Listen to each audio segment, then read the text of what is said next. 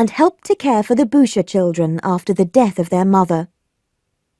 Then, in September, as he had promised, Mr. Bell came to visit. Mr. Hale's old friend liked Margaret enormously, and they immediately became very good friends. "I must say, I think your opinions are very old-fashioned," said Margaret jokingly to Mr. Bell one afternoon. "Listen to this daughter of yours, Hale. What has life in Milton done to her? She has become a Democrat." "You say that just because I believe that commerce is good for the country." "I don't like this rushing around with everybody trying to get rich. I don't believe there's a man in Milton who knows how to sit still." "That reminds me, Mr. Thornton is coming to tea tonight," said Mr. Bell, not noticing that Margaret became very quiet. Mr. Thornton was still in love with Margaret, despite all his efforts not to be. He had tried hard not to see her, but in his dreams she came dancing towards him with open arms. He came late to the Hales' house, and, to avoid meeting her, spent a long time talking about business matters with Mr. Bell.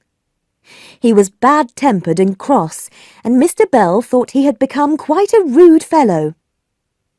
At last they went upstairs and found Margaret holding a letter, which she was eagerly discussing with her father. "It is a letter from Henry Lennox," said Mr. Hale to Mr. Bell. "It makes Margaret very hopeful." Mr. Bell nodded. Mr. Thornton looked at Margaret, who blushed, and he wanted to leave and never return again.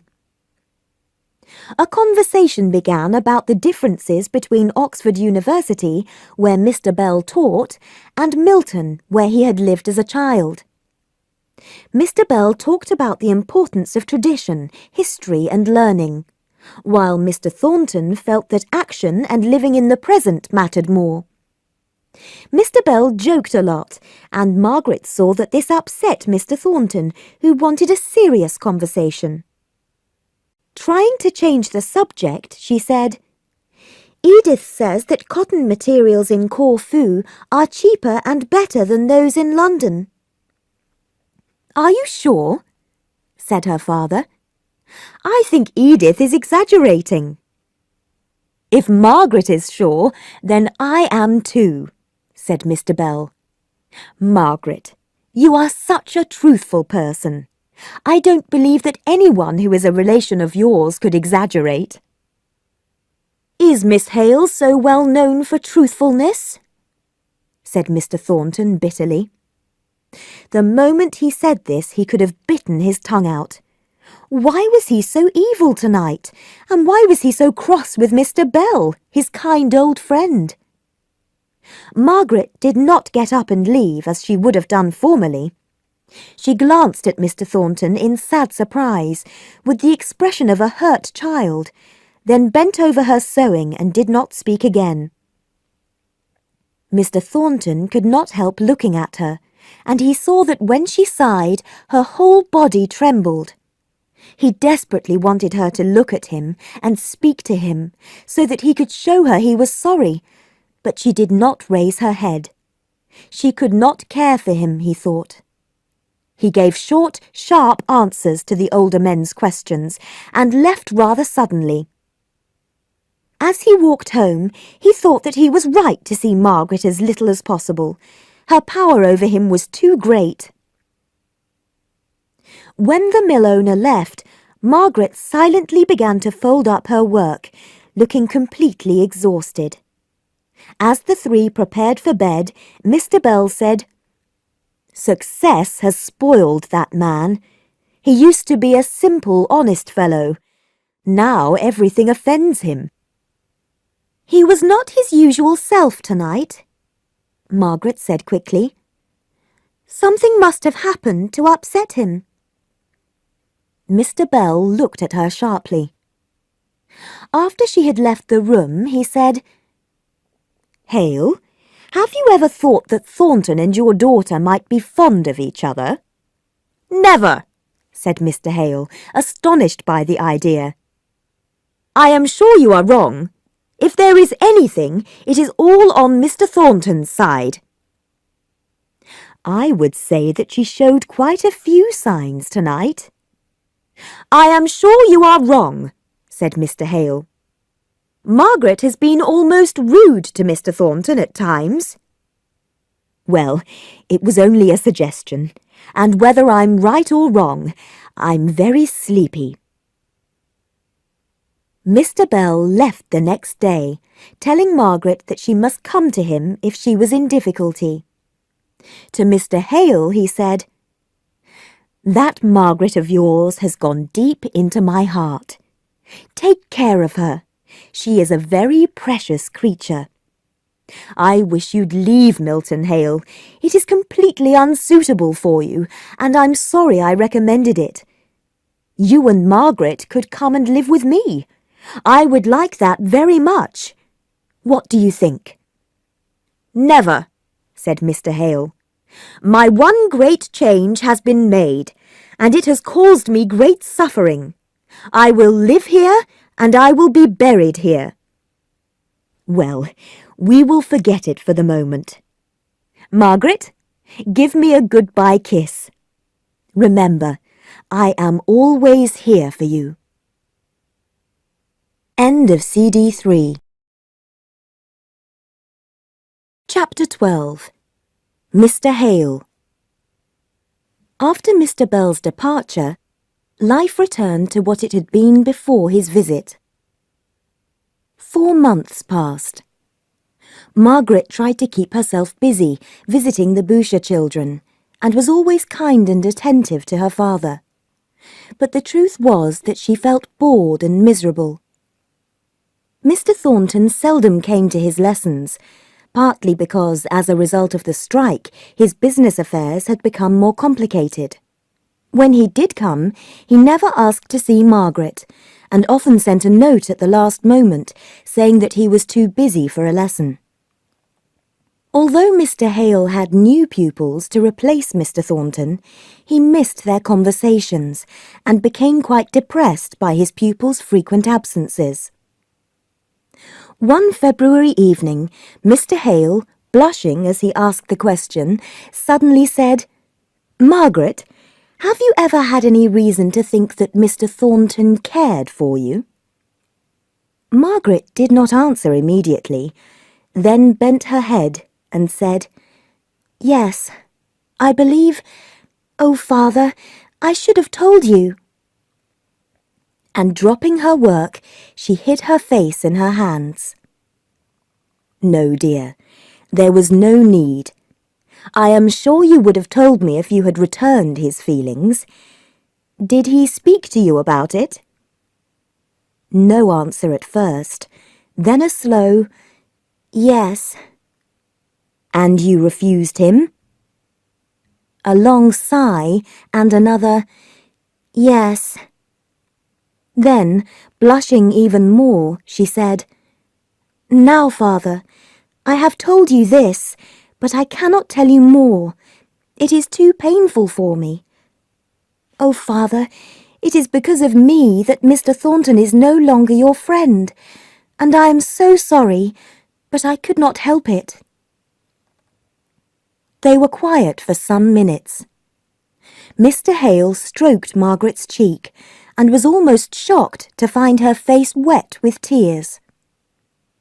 As he touched her, she jumped up, smiling brightly, and began to talk about the Lennoxes with such eagerness to change the subject that he was too kind to refer to it again. "Tomorrow." "Yes, tomorrow the Lennoxes will be back in Harley Street. How strange it will be. Imagine, Edith a mother." "Why don't you go and see them for a fortnight?" said her father. "It would be very good for you, and Mr. Lennox could tell you his latest news about Frederick." "No, Father, you need me here," said Margaret. After a pause, she continued sadly, "I am losing hope about Frederick. Mr. Lennox is trying to tell us the news gently, but you can see from his letters that he thinks there is no hope of finding witnesses." A few days later, Margaret's feelings were confirmed when Frederick wrote, saying that he had received a letter from Henry Lennox, stating that it was unlikely that the witnesses could be found. Frederick angrily said that he no longer considered himself English, which made Margaret cry. But in March, a much happier letter arrived. Frederick and Dolores had got married. Dolores's family owned a large manufacturing company, and Frederick was now certain to achieve a high position in it. Margaret smiled a little when she learnt this, remembering her former dislike of trade. And now her brother was a trader. Well, it did not matter at all, and Frederick was very, very happy. Spring came, and Margaret became a little worried about her father, who occasionally had difficulty breathing. When Mr. Bell invited them to visit him in Oxford, she persuaded Mr. Hale to accept, hoping that it would improve his health. The invitation included Margaret, but she decided to stay at home. With her father away, she would have no responsibilities and would be able to rest, something that she had not been able to do since she came to Milton. Margaret was astonished at how relieved she felt once her father had left. The pressure was gone. There was no one who depended on her for comfort and entertainment. For months she had had no time to think about her problems, but now she could examine them one by one and give each of them the right place in her life. She sat almost motionless for hours, remembering every detail of her relationship with Mr. Thornton. After 2 days of silent thinking, she decided that if only she could be friends with him again, or even if he would visit her father more often, she would feel happier. But when she went to bed that night, a feeling of sorrow and anxiety still remained. That April evening, Margaret had found that she could not stop thinking about her father. Strangely, that same night in Oxford, all Mr. Hale's thoughts were about his daughter. His old friends there were very kind to him, but the unfamiliar social activity had made him feel quite exhausted. "I am tired," he told Mr. Bell. "But I am 55 years old." "Nonsense. I'm over 60. You're quite a young man." Mr. Hale shook his head. "These last few years," he said, and then after a pause he went on. "About Margaret. If I die—" "Nonsense." "I often think, what will happen to her? I suppose the Lennoxes will ask her to live with them. I hope they will." "You know how fond I am of that girl, Hale. She has made me her slave. I will look after her, and when I die, everything I have will be hers. But you're a thin, healthy fellow, unlike me. There are no prizes for guessing who will die first."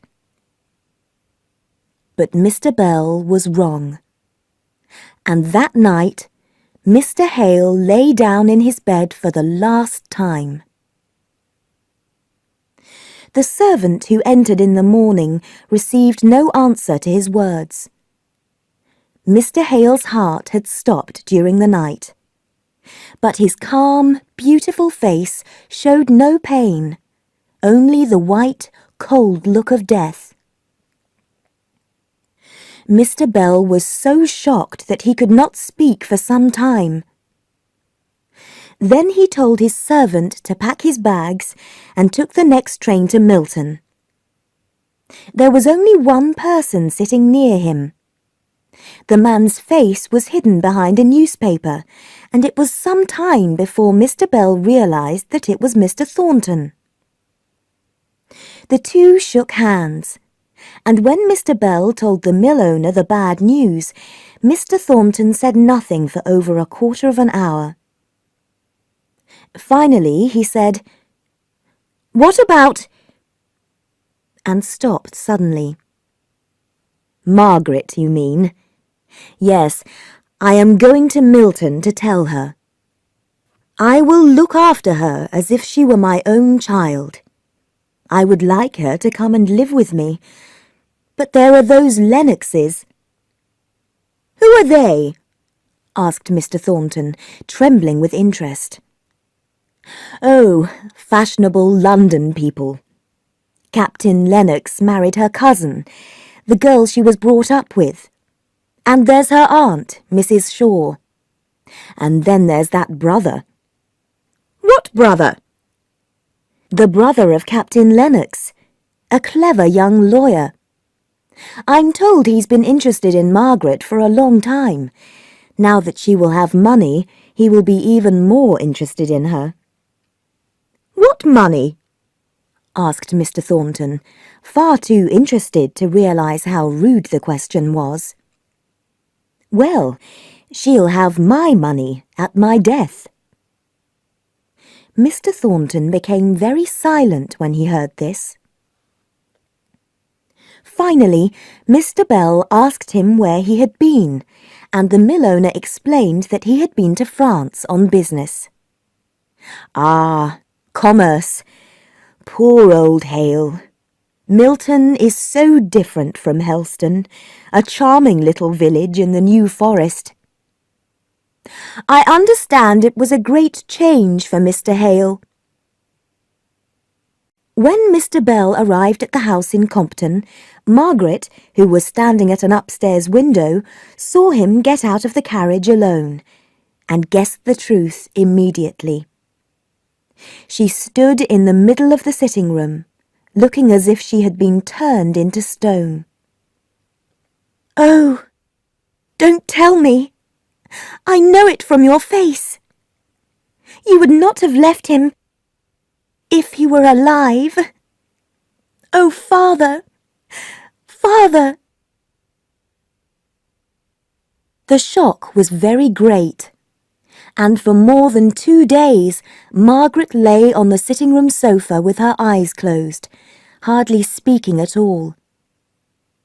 Mr. Bell needed to return to Oxford and make arrangements for the funeral, which would be held there rather than in Milton, because of the problems of transporting the body. However, it was clear that Margaret was not well enough to travel to Oxford to attend the funeral. After a lot of thought, Mr. Bell decided to write to Mrs. Shaw, who had returned to England, and ask her to come to Milton. His letter to her had an immediate effect, and the following day she travelled up by train. Margaret was the first to hear her aunt's carriage when it stopped in front of the house. Her whole face trembled, and when Mr. Bell came up with Mrs. Shaw, she was standing up, looking very unsteady. Her aunt opened her arms, and Margaret went into them and started to cry. Mr. Bell crept out of the room and went down to the study. There he tried to forget his troubles by examining the books, but they only reminded him of his dead friend. He was glad to hear the sound of Mr. Thornton's voice at the front door, and called out, "Thornton, is that you? Come in for a minute or two." The mill owner joined him, and Mr. Bell told him that Mrs. Shaw had come to look after Margaret. "The woman has brought a servant with her, and I shall have to leave and find somewhere to stay."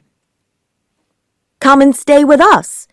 We have 5 or 6 empty bedrooms." "Then I'll just go upstairs and say goodbye to the poor girl and that aunt, and leave with you immediately." It was some time before Mr. Bell came down again, and as they set out for Marlborough Street, he explained why. Mrs. Shaw is anxious to return home with Margaret as soon as possible.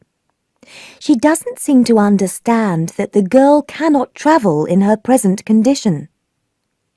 Margaret said she has friends she must see, but then she started crying and said she was glad to leave a place where she had suffered so much.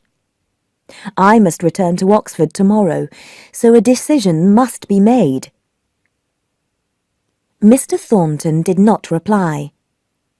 The words, "She was glad to leave a place where she had suffered so much," were going round and round in his head. So that was the way Margaret would remember her time in Milton, when to him every moment he had spent with her had been so precious.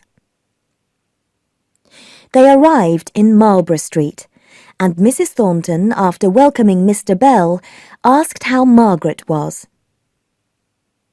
"She seems completely broken. I would like her to live with me, but she has relations who want her to live with them in London." "Where have these relations been when Miss Hale has had so many troubles?" Having asked the question, Mrs. Thornton, who felt no interest in the answer, left to prepare Mr. Bell's room. "They have been living abroad," Mr. Bell said. "The aunt brought her up, and Margaret and her cousin have been like sisters. But I wanted her as a child of my own, and I am jealous of these people who don't seem to have looked after her properly. It would be different if Frederick claimed her." "Frederick?" exclaimed Mr. Thornton. "Who is he?" "Frederick," said Mr. Bell in surprise. "Don't you know? He's her brother. Have you not heard?" "I have never heard his name before. Where is he? Who is he?"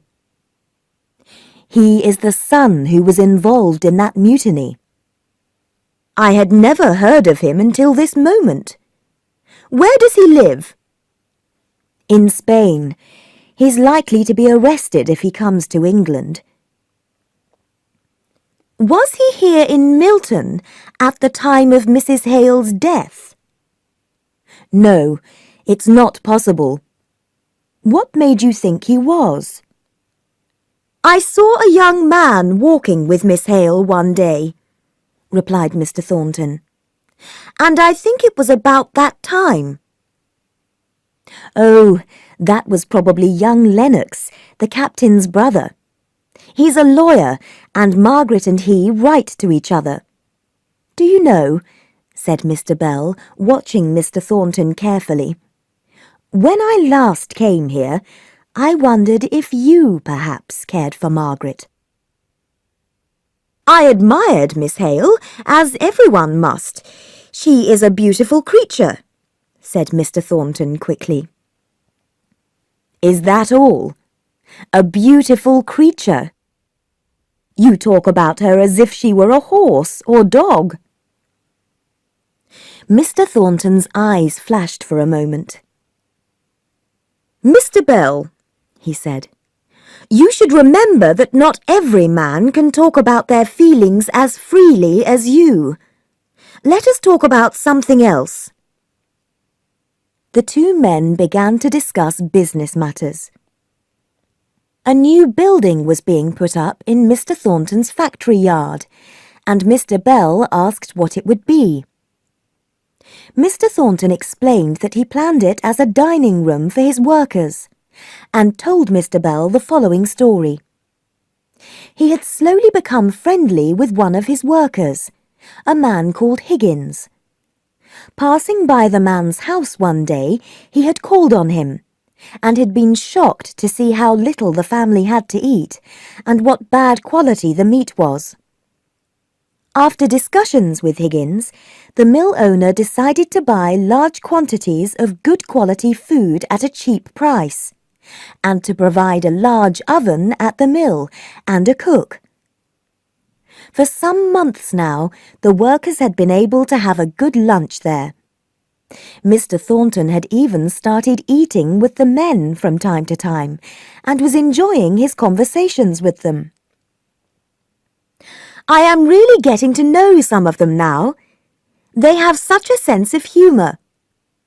But it is not a charity, and the men pay me rent for the oven and the cooking place at the back of the mill. They will have to pay more for the dining room." Mrs. Shaw hated noisy, smoky Milton, and wanted to return to London the day after the funeral in Oxford. Margaret was too weak and exhausted to resist her, and it was agreed that she would return with her aunt, and that Dixon would stay behind to pack up the furniture. The day before the funeral, Margaret received a letter from Mr. Bell in Oxford. "My dear Margaret, I intended to return to Milton after the funeral, but unfortunately I have duties here that mean I cannot come. Captain Lennox and Mr. Thornton are here. The captain will come to Milton to take you and his mother home, and I have asked my lawyer to arrange the sale of your house. Now, there is something else. You may not know this, but I told your father that when I die, you will inherit my money and my possessions. I don't intend to die yet, of course. But meanwhile, I would like to make a formal arrangement to give you £250 a year. It is yours, and you can pay the Lennoxes this for as long as you live with them. They can then pay for Dixon. I will make another arrangement about money for your needs, items such as pretty dresses and chocolate. Now, Margaret, you may be wondering what right an old man has to settle your affairs in this way. But I have loved your father for 35 years, and I have no relations to look after or give my money to. Please make an old man happy, and tell me that Margaret Hale is not the girl to say no. Write to me and tell me your answer, but do not thank me." After reading this, Margaret took a pen and wrote with a trembling hand, "Margaret Hale is not the girl to say no." For the next 2 days, she wandered round the house, trying to decide which things she wanted to keep. She asked Dixon to take one of her father's books to Mr. Thornton after she had left, and wrote a note to him very quickly. The day after the funeral, she took a carriage to the Higgins and said a sad goodbye to them. Feeling that she should also say goodbye to Mrs. Thornton, although she did not wish to do this, she went to visit her with her aunt, and Mrs. Thornton, looking kinder than ever before, was introduced to Mrs. Shaw. "Where are you going to live, Miss Hale?" Mrs. Thornton asked. "Mr. Bell told me that you were going to leave Milton." "My niece will live with me in London. She is almost like a daughter to me," said her aunt, looking fondly at Margaret. At this moment, Mr. Thornton entered the room. He had only just returned from Oxford. "John," said his mother, "this lady is Mrs. Shaw, Miss Hale's aunt. I am sorry to say that Miss Hale's visit is to say goodbye." "You are going, then?" he said in a low voice. "Yes," said Margaret. "We leave tomorrow." Mr. Thornton turned away and seemed to be examining something on the table. He did not even seem to be aware that they had got up to leave, but he went outside with them and helped Mrs. Shaw into the carriage. He and Margaret were standing close together on the doorstep, and the memory of the day of the riot came back to both of them. He thought of how cruel she had been to him when he had gone to see her the next day, and although his heart was beating fast with his love for her, he told himself, "Let her go, with her stony heart and her beauty. How coldly she looks at me. Let her go." And there was no tone of regret or emotion in his voice as he said goodbye. He took the hand she offered to him as if it were a dead flower, but no one saw Mr. Thornton again that day. Chapter 13. A New Life. Edith gave birth to her second child, and, as was the custom, remained quietly in her room for several weeks afterwards. Consequently, the house in Harley Street was less busy than usual, and Margaret was able to rest and try to understand the sudden change that had taken place in her life. Once again, she was well looked after and living in a luxurious house. Mrs. Shaw and Edith were delighted that she had returned home, and Captain Lennox was kind and brotherly to her. Margaret felt that it was almost ungrateful of her to have a secret feeling that the Helston vicarage and even the little house in Milton were much more like her idea of home. Just as she was starting to feel bored, Edith came downstairs, and the normal life of the household began again. As she used to do, Margaret answered her cousin's notes for her, and reminded her of her social engagements. She loved playing with Sholto, Edith's little boy, and looked after both children while the servants had lunch. But because her father had died so recently, she was not yet able to go out socially, and while the rest of the family went out almost every day, she was often left alone. Then her thoughts returned to Milton, and she compared her life there with her comfortable life in Harley Street. She was becoming bored, and was afraid that she would forget that there was a world of servants and workers, with all their hopes and fears. There seemed to be an emptiness in her life now.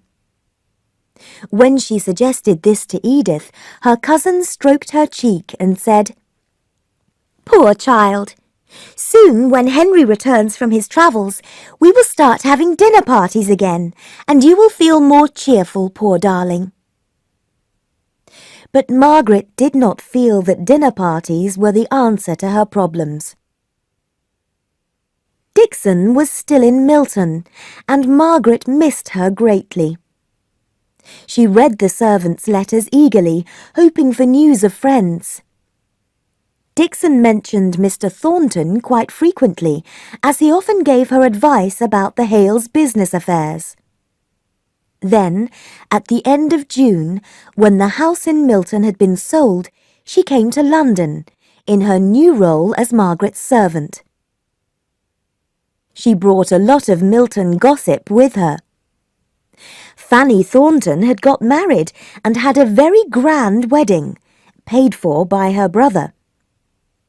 Dixon had organised a sale of furniture, and Mrs. Thornton had bought several pieces and paid too little, while Mr. Thornton had bought others and paid too much. She did not have much to say about the Higgins family, but believed that Nicholas was well. She had heard that Mary had gone to work at Mr. Thornton's mill as a cook, which sounded strange to her. Why did the mill need a cook? Henry Lennox, who had been doing legal work in another part of the country, returned to London, and, as he had done in the past, spent a lot of time in Harley Street. He seemed even cleverer than before, although Margaret thought he had become colder.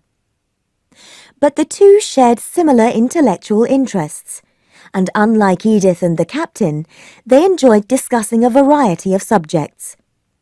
Indeed, Margaret suspected that Mr. Lennox felt slightly contemptuous of his brother and sister-in-law and their aimless way of life.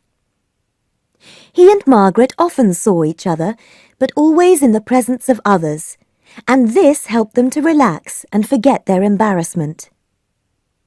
Margaret suspected that Mr. Lennox tried to avoid being alone with her. But when he had made a particularly clever remark, she noticed that he would glance at her, as if he wanted to know what she thought of it. Mr. Bell wrote frequently, and in August, Margaret received a letter from him saying that he would visit her the following week. For several months, he had been complaining that he felt unwell, and some days before his visit, he wrote to say that he would come on Wednesday instead of Monday. But on Wednesday, he did not appear. And the next morning a letter arrived from his servant, explaining that Mr. Bell had postponed his visit because he had suddenly felt ill. Then, at the time that he was supposed to leave for London, he had suffered a heart attack, and the doctors did not think he would survive the night. Margaret received this letter at breakfast time, and her face went very pale as she read it.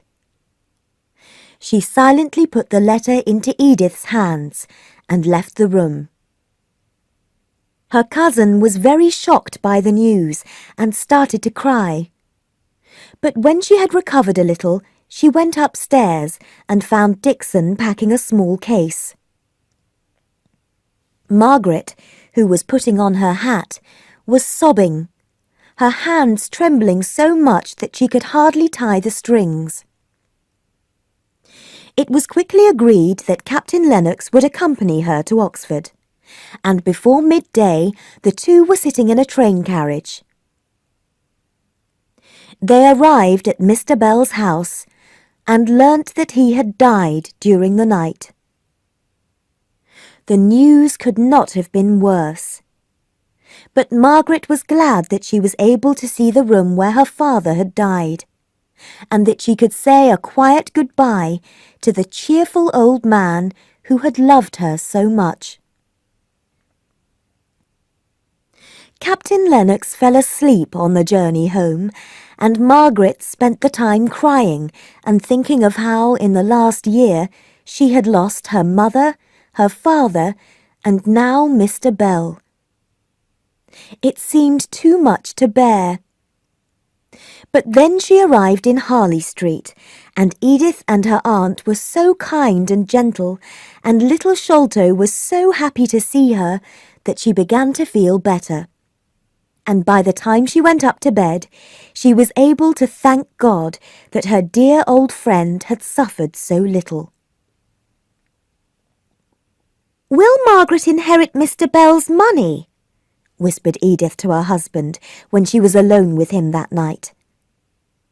The captain, however, had no idea, and did not think that Mr. Bell had much money at all. Edith was disappointed to hear this, but a week later she came dancing towards her husband and said, "I am right and you are wrong, sir. Margaret has had a lawyer's letter, and she will inherit about £2,000, and also Mr. Bell's property in Milton, which is worth about £40,000. She will be a rich woman. And what does she say about it?" "Oh, she has known about it for some months apparently, but had no idea it was so much. She says she is afraid of the money, but that's nonsense and she'll soon get used to it." It seemed natural that Henry Lennox would be Margaret's legal adviser, and he often came to her with papers that needed signing. "Henry," said Edith one day with a little smile, "do you know how I expect your long conversations with Margaret to end?" "No, I don't," he said, reddening. "And I don't wish you to tell me. What you are thinking of may or may not happen. Please don't say anything to Margaret. She has been quite cool to me for a long time, and is only just beginning to be kind." Autumn came, and the family went on holiday to Cromer, a pretty town on the east coast. Margaret's troubles had made her quite weak, and the fresh sea air was just what she needed. She spent long hours sitting on the beach, and the gentle sound of the waves and the beauty of the sea and sky calmed her spirit.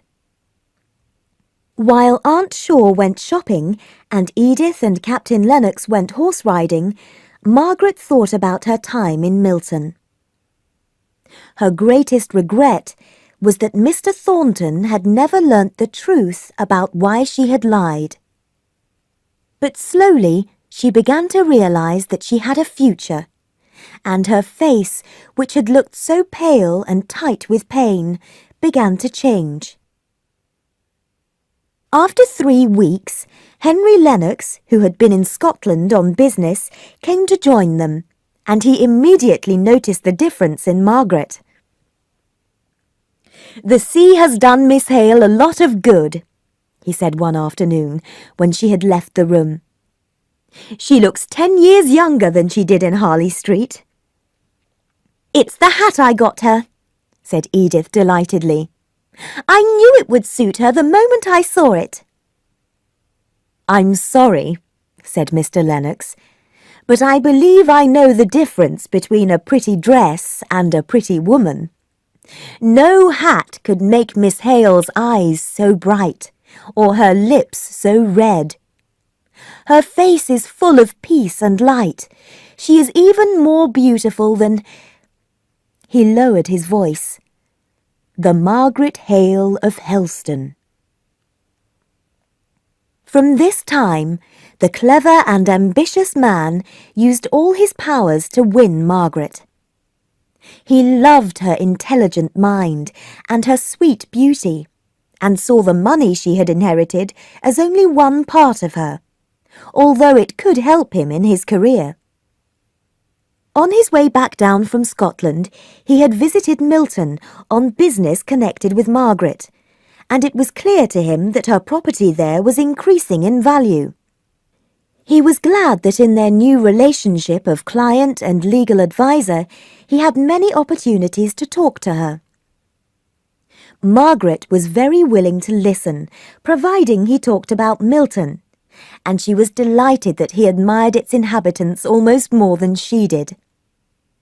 He praised their energy and their courage, and noticed that when Margaret got bored, if he mentioned Milton, her eyes would brighten and she would smile warmly at him. During her long hours of thinking on the beach, Margaret had realized that her life was her responsibility and no one else's. The result was that when the family returned to London, she told her aunt that she wanted to visit the poor and sick, as she had done in Helston. Mrs. Shaw did not wish to allow this at first, but Margaret was so sweetly persuasive that eventually she agreed. In their private conversations, Edith, Captain Lennox and Mrs. Shaw decided that it would be helpful to Henry if Margaret did not go out much socially. Margaret had other admirers, but her lack of interest in them was very obvious. They had noticed that Henry was the only man she really enjoyed talking to, and slowly the two became closer to each other. Chapter 14. Meeting Again. Meanwhile, in Milton, Mr. Thornton's financial troubles were growing more and more serious. The strike, more than a year and a half ago, had meant that he was unable to complete some of his business contracts. What made things worse was that in recent months the commercial value of cotton had fallen. Mr. Thornton's business was very badly affected, and he had spent a lot of money on expensive new machinery, with the result that now he did not have money when he needed it. No new orders were coming in, and meanwhile there were the huge expenses of paying the workers and maintaining the mill. Mr. Thornton did not despair, however. He was as calm and gentle to the women in his home as he had always been. He did not say much to his workers, but they understood his situation and were sympathetic. His relationship with them had changed greatly. Previously, his only ambition had been to be head of a firm that was known and respected all over the world. Now he often talked to the workers, particularly Higgins, and listened to what they had to say. These conversations had made him realize that people everywhere were connected by the same human feelings. He had begun to see that as a manufacturer, he was in a position to help and influence those less fortunate than him. He had even arranged to send the older Boucher children to school. Now, though, it seemed that he might lose this position, just as he was beginning to understand it. One afternoon, as Mr. Thornton was walking down Marlborough Street, absorbed in his thoughts, Higgins approached him. Noticing that the mill owner was looking even gloomier than usual, Higgins tried to think of something to cheer him up. "Have you heard any news of Miss Margaret lately?" he asked. "Miss who?" replied Mr. Thornton. "Miss Margaret. Miss Hale, the clergyman's daughter." "Oh, Miss Hale." Suddenly the worried look left Mr. Thornton's face, and he smiled warmly. "I'm her tenant now, you know, Higgins. I hear about her from her lawyer every now and then. She's well and living with friends. Thank you, Higgins." "Will she be coming to Milton again?" "No." Higgins came closer to Mr. Thornton and said in a low tone, "How is the young gentleman?" Seeing that the mill owner did not seem to understand, he continued, "The young gentleman. I mean, Frederick, her brother, who came to Milton." "He came to Milton?" "Yes, when their mother died. Don't be afraid I'll tell anyone. Mary told me. She found out about it when she was working at the house." "And he was here?" "It was her brother." "Yes, I thought you knew all about it, or I would never have said anything. I won't say another word." The conversation ended, and Mr. Thornton continued on his way, saying to himself, "It was her brother. I am so glad. I may never see her again, but it is a relief to know that. I knew she could never have done anything wrong, but I needed to be sure. I am so glad." This news was a little golden thread in his fortunes. Several American firms that he did business with had failed, and his financial situation was becoming more and more gloomy. Night after night, Mr. Thornton took his papers into his office and sat there long after his mother had gone to bed. One morning, when the first light of day was beginning to creep into the room, he realized that nothing could be done. He would have to give up the business that he had worked so hard to make a success. One hot summer evening, Edith came into Margaret's room, dressed for dinner. "Margaret, I need to talk to you. Henry has come to me and asked me if a Mr. Thornton of Milton, your tenant, you know, can join our dinner party tonight. It is such a nuisance. The arrangements were perfect, and now they must be changed." "I won't have dinner tonight. I don't want any," said Margaret in a low voice. "Dixon can bring me a cup of tea here. I will be really glad to lie down." "You can't do that. We need you. Mr. Colthurst, who is a member of Parliament, is coming, and you know we planned for you to talk to him about Milton." "Oh, I've just remembered. This Mr. Thornton comes from Milton. How fortunate! Mr. Colthurst is going to talk about the cotton industry in his next speech. He and Mr. Thornton will have a lot to say to each other. Really, I think Henry has done very well.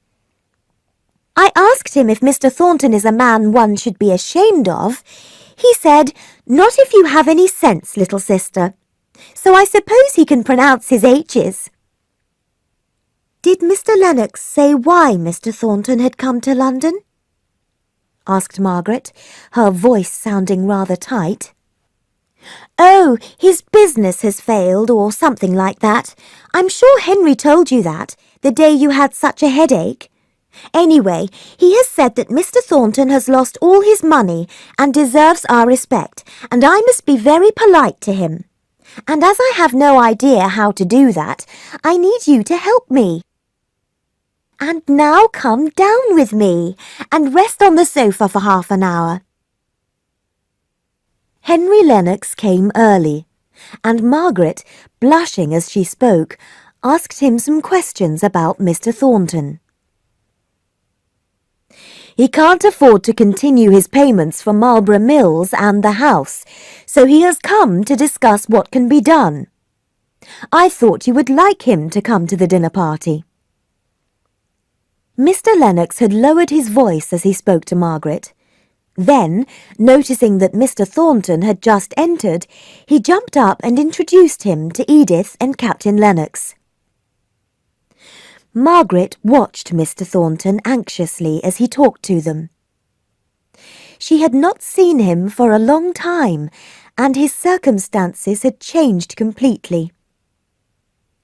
Being tall and well-built, he looked as impressive as ever, but there were lines of worry on his face that had not been there before. Still, thought Margaret, he had nobleness and strength that made people respect him immediately.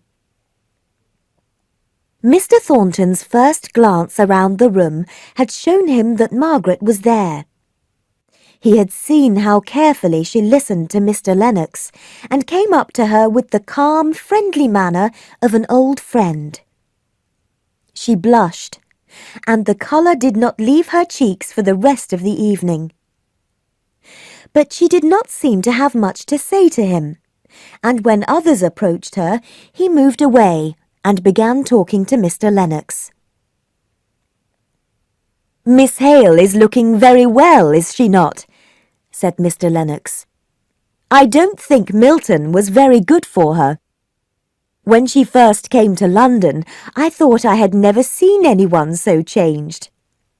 Tonight she is looking wonderful, and she is so much stronger now. Last autumn, a 2-mile walk made her tired. On Friday we walked for 6 miles at least." "We? Who? Just the two of them?" wondered Mr. Thornton. Dinner began, and during the meal Mr. Colthurst, the Member of Parliament, heard enough of Mr. Thornton's conversation to want to meet him.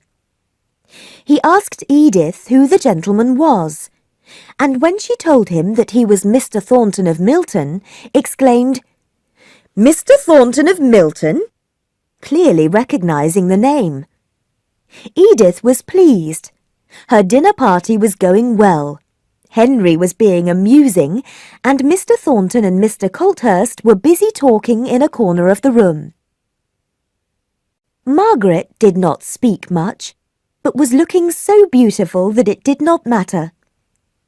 She was watching Mr. Thornton's face and noticing the changes in him. He only smiled once, that brilliant smile that she remembered so well, and he glanced at her, almost as if he wanted her approval. But then his expression changed, and he avoided looking at her again. After dinner, the ladies went upstairs, and Margaret, who did not feel like talking, started to do some sewing. The gentlemen soon followed, and as Mr. Colthurst and Mr. Thornton were standing near her, she was able to listen to their conversation. "My business has failed," Mr. Thornton said, "and I am looking for a position in Milton where I can experiment with some ideas that I have." "What experiments are these?" asked Mr. Colthurst respectfully. "I now believe that an organisation can be much more successful if the employers and workers talk freely to one another and see each other as people. If an employer has a new plan, the workers may not realise how carefully he has thought about it. But if he discusses it with his workers, they will feel they are part of it and will want it to be successful." "And you think this may prevent strikes?" "Not at all, but it might mean that the strikers aren't so bitter and so full of hatred." Suddenly Mr. Thornton turned and walked up to Margaret, as if he knew she was listening. "Miss Hale," he said, "I had a letter from some of my men, saying that they wished to work for me if I was ever in a position to employ them again. That was good, wasn't it?" "Yes, how wonderful! I am so glad," said Margaret. She looked straight at him with her expressive eyes, then looked down when he looked back at her. He gazed at her for about a minute, as if he did not know what to say next. Then he sighed and said, "I knew you would be pleased," and turned away and did not speak to her again until he wished her good night very formally. As Mr. Lennox was leaving, Margaret said hesitantly, "Can I speak to you tomorrow? I want your help about something." "Certainly. I will come at whatever time you wish." "At 11? I will see you then." His eyes brightened with pleasure. How she was learning to depend on him. It seemed as if any day now she would make her feelings about him clear. And then he could once again ask her to marry him. Edith moved around the house very quietly the next morning, as if any sudden noise would disturb the meeting that was taking place in the sitting room. 2 o'clock came, and Margaret and Mr. Lennox still sat there behind closed doors. Then there was the sound of a man's footsteps running downstairs.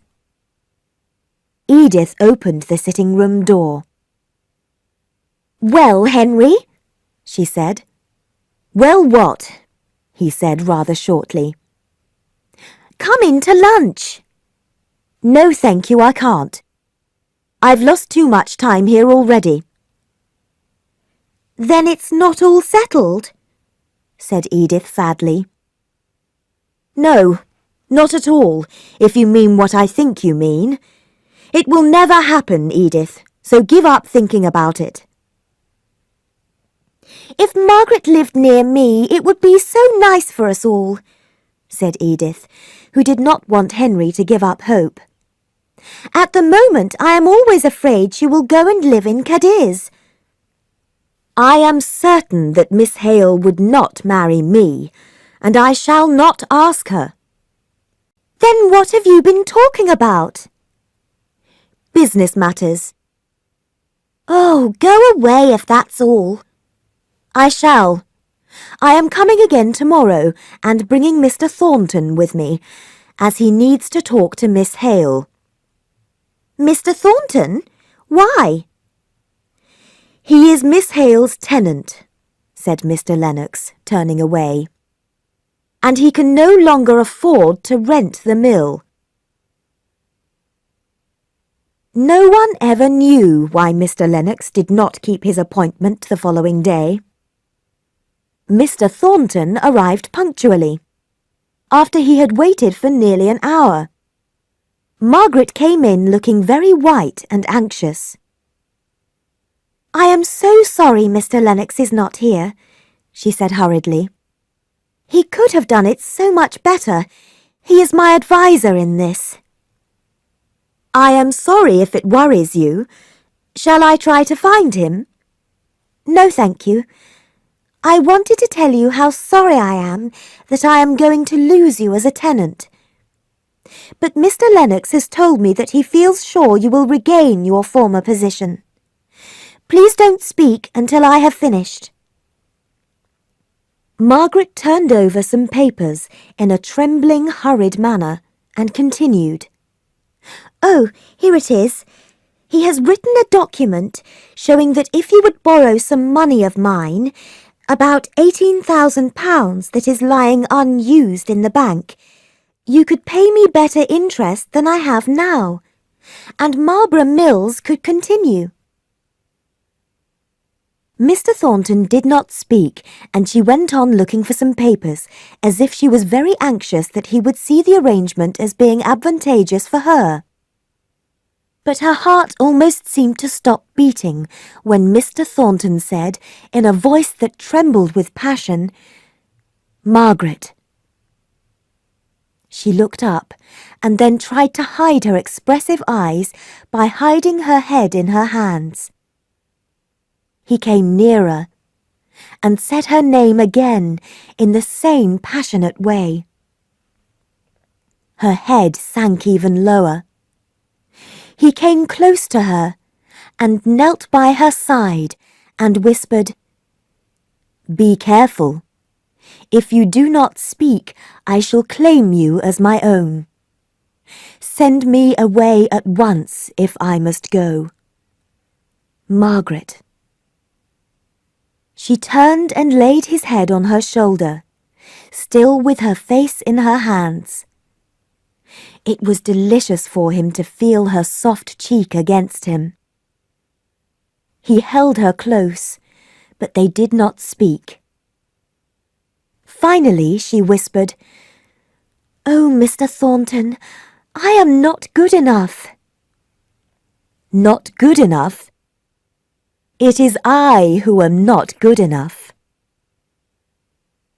After a minute or two, he gently removed her hands from her face and put her arms around his shoulders as they had been on the day of the riot. "Do you remember, love?" he asked. "Yes, and I remember how cruel I was to you the next day." "Lift your head. I have something to show you." Blushing, she raised her head.